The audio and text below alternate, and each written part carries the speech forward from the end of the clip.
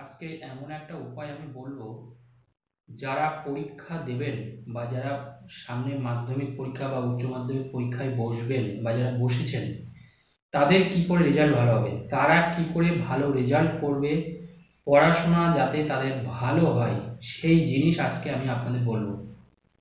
দেখুন, অনেক সন্তান, অনেক মা বাবা কিন্তু চিন্তায় থাকেন যে কিভাবে আমাদের সন্তানদের ভালো রেজাল্ট করানো যায়, কিভাবে আমাদের সন্তান আরো ভালোভাবে পাশ করে বা জীবনে একটা সাকসেস পায়, একটা প্রতিষ্ঠিত হয়।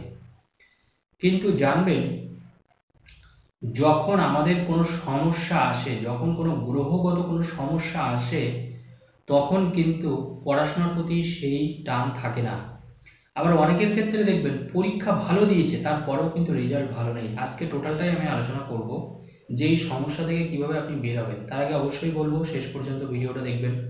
যদি ভিডিও ভালো লাগে অবশ্যই চ্যানেলটা সাবস্ক্রাইব করবেন, ভিডিওটা একটু শেয়ার করবেন। দেখুন, মানুষের দুঃখ তখনই হয় যখন আপনি খাটলেন, বিরাট খাটলেন, পরীক্ষাও দিলেন, খুব ভালোই পরীক্ষা দিয়েছেন, নিজের কাছে নিজে আপনি ভীষণ কনফিডেন্স, আপনার ভালো মার্কস আপনি অবশ্যই পাবেন, কিন্তু আফটার রেজাল্টের পরে দেখা গেল আপনি কিন্তু আশানুরূপ ফল করতে পারলেন না, এবং মনের কাছেই আপনি নিজে কিছুটা ছোট হয়ে গেলেন যে আমি এতটা যে পরিশ্রম করলাম, এতটা যে খাটলাম, বাট রেজাল্ট আমার আমার কিন্তু সেই অবধি আসলো না। তো এর পিছনে অনেকগুলো কারণ কাজ করে, জানবেন। জ্যোতিষশাস্ত্রদের ব্যাখ্যাগুলো দেয়, দেখা যায় যখন আমাদের হরস্কোপ বা কুষ্টিতে যদি রবি কোনোভাবে কোনো অন্যভাবে খারাপ থাকে, কারণ রবি জানবেন আমাদেরকে সম্মানটাকে বাড়িয়ে তোলে। তাহলে রবি যদি আপনার হরস্কোপে খারাপ থাকে তাহলে তো আপনার সম্মান বাড়বে না, কারণ পরীক্ষা আপনি দিয়েছেন, ভালো পরীক্ষা দিয়েছেন, পরীক্ষায় রেজাল্ট ভালো আসলো না, মানে আপনার সম্মানটা একটু নিচু হয়ে গেল। তো এটা কিন্তু জ্যোতিষশাস্ত্র অনুযায়ী রবি কিন্তু আপনার হরস্কোপ বা কুষ্ঠিতে অবশ্যই খারাপ রয়েছে। শুধু রবি বলে না, দেখা যাচ্ছে আপনার পঞ্চম ঘরও ড্যামেজ হয়ে গেছে, আপনার নবম ঘরও ড্যামেজ হয়ে গেছে, আপনার দ্বিতীয় ঘরও ড্যামেজ হয়ে গেছে, অথবা আপনার রাশির অধিপতি বা আপনার লগ্নপতি ড্যামেজ হয়ে গেছে। অর্থাৎ আপনি যখনই পরীক্ষা মানে ভালোভাবে পড়াশোনা করেন, বাজে কোনো সঙ্গ দোষ নেই, কোনো কিছু খারাপ কিছু নেই, তারপরেও পরীক্ষা খারাপ, কারণ পরীক্ষার হলে আপনি কিন্তু জানা জিনিস ভুল করেন, অর্থাৎ সেই ক্ষেত্রে আপনার নিজের কিন্তু সেই জায়গাটা আসে না। তো আজকে আমি একটা টিপস আপনাদের বলে দেবো, বেশি কোনো খরচ আপনাদের হবে না, বিনা খরচে এইটাকে আপনি কিভাবে রিমুভ করবেন, অর্থাৎ কিভাবে আপনি পরীক্ষা বসবেন বা পরীক্ষাটা দেবেন, যাতে করে আপনি যে পরিশ্রম করেছেন তার থেকেও বেশি যাতে আপনার রেজাল্ট ভালো হয়। কারণ জানবেন, সামনের জীবনে এগিয়ে যেতে গেলে আমাদের রেজাল্ট ভালো হওয়ার কিন্তু ভীষণভাবে প্রয়োজন। কারণ আপনি যদি ভালো মার্কস না পান তাহলে ডাক্তার, ইঞ্জিনিয়ার বা কোনো ভালো কলেজে কিন্তু অ্যাডমিশন নিতে পারবেন না, বা আপনার যদি কোনো ভালো স্ট্রিমে যাওয়ার ইচ্ছা, কমার্স হোক, সায়েন্স হোক, আর্টস হোক, ভালো কোনো স্কুলে কিন্তু আমরা চান্স পাই না, কারণ সেই ক্ষেত্রে কিন্তু নম্বরটাও কিন্তু ভীষণভাবে বিবেচ্য হয়। তো বেসিক্যালি এই সমস্যার সমাধানের জন্য একটা উপায় কিন্তু আছে, সেই উপায়টা হচ্ছে আপনাকে যেটা করতে হবে, আপনাকে একটা ময়ূরের পাখনা নিতে হবে।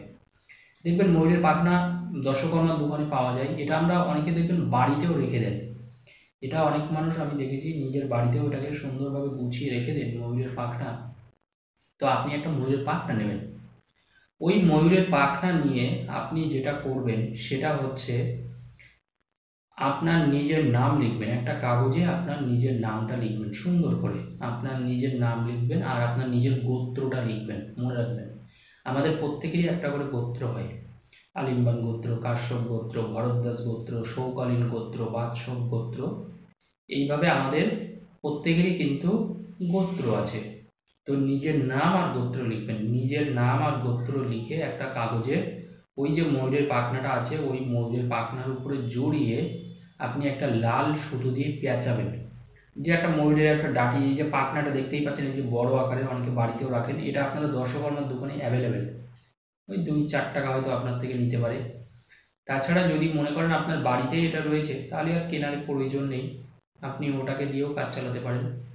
তো ওখানে নিয়ে আপনি ওই ময়ূরের পাখনা নিয়ে আপনার কাগজে যেভাবে আমি বললাম আপনার নিজের নাম আর গোত্রটা ওখানে লেখার পরে আপনি ওটাকে একটা লাল সুতো, মনে রাখবেন, একটা লাল সুতো দিয়ে ভালো করে পেঁচাবেন ওই পাখনার উপরে, পেঁচিয়ে আপনি যখনই আপনি পড়তে বসবেন ওই যেটা আপনি পড়বেন, ওই যে ময়ূরের পাখনাটা দিয়ে সেই পৃষ্ঠার উপরে, সেই বইয়ের পৃষ্ঠার উপরে এরকমভাবে আপনি 12 বার বুলিয়ে নেবেন। এরকমভাবে ময়ূরের পাখনাটা দিয়ে 12 বার বুলিয়ে নেবেন। 12 বার বুলানোর পরে আপনার মাথা থেকে পা পর্যন্ত ওই ময়ূরের পাখনা দিয়ে 3 বার বুলাবেন।